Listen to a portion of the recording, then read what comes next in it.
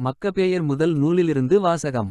மன்னர் அந்தியோக்கின் மகன் அந்தியோக்கு எப்பிபான் ஆவான். முன்பு உரோமையில் பிணை கைதியாக இருந்த அவன் கிரேக்கப் பேரரசின் 137ஆம் ஆண்டு ஆட்சி செய்யத் தொடங்கினான். அக்காலத்தில் இஸ்ரேலில் தீநெறியாளர் சிலர் தோன்றி, வாருங்கள், நம்மைச் சுற்றிலும் இருக்கும் வேற்றினத்தாரோடு நாம் உடன்படிக்கை செய்து கொள்வோம். ஏனெனில் நாம் அவர்களை விட்டுப் பிரிந்ததிலிருந்து நமக்கு பலவகை கேடுகள் நேர்ந்துள்ளன என்று கூறி மக்கள் அனைவரையும் தவறான வழியில் செல்லத் தூண்டினர். இது அவர்களுக்கு ஏற்புடையதாய் இருந்தது.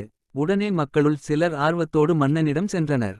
அவர்கள் கேட்டதற்கு இணங்க வேற்றினத்தாரின் விதிமுறைகளை கடைப்பிடிப்பதற்கு அவன் அவர்களுக்கு உரிமை அளித்தான்.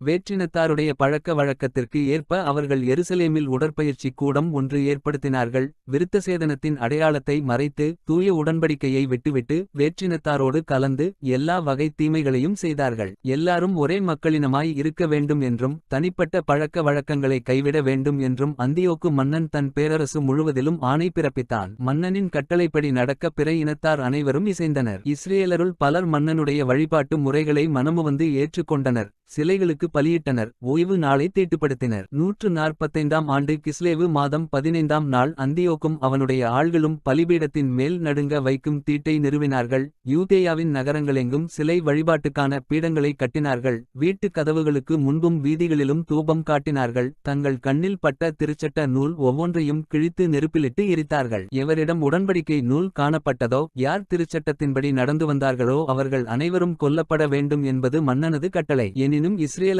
பலர் உறுதியாய் இருந்தனர். தூய்மையற்ற உணவுப் பொருள்களை உண்பதில்லை என்று தங்களுக்குள் முடிவு செய்து கொண்டனர். உணவுப் பொருள்களால் தங்களை தீட்டுப்படுத்திக் கொள்வதை விட தூய உடன்படிக்கையை மாசுபடுத்துவதை விடச் சாவதே சிறந்தது என்று கருதினர். அவ்வாறே இறந்தனர். இவ்வாறு இஸ்ரேல் மீது பேரிடர் வந்துற்றது. ஆண்டவரின் அருள்வாக்கு. இறைவா, உமக்கு நன்றி. லூக்கா எழுதிய தூய நற்செய்தியிலிருந்து வாசகம். இயேசு எரிகோவை நெருங்கி வந்தபோது பார்வையற்ற ஒருவர் வழியோரமாய் உட்கார்ந்து பிச்சை எடுத்துக் கொண்டிருந்தார்.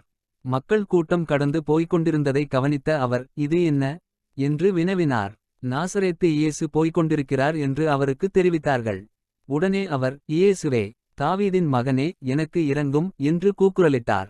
முன்னே சென்று கொண்டிருந்தவர்கள் அமைதியாய் இருக்குமாறு அவரை அதட்டினார்கள்.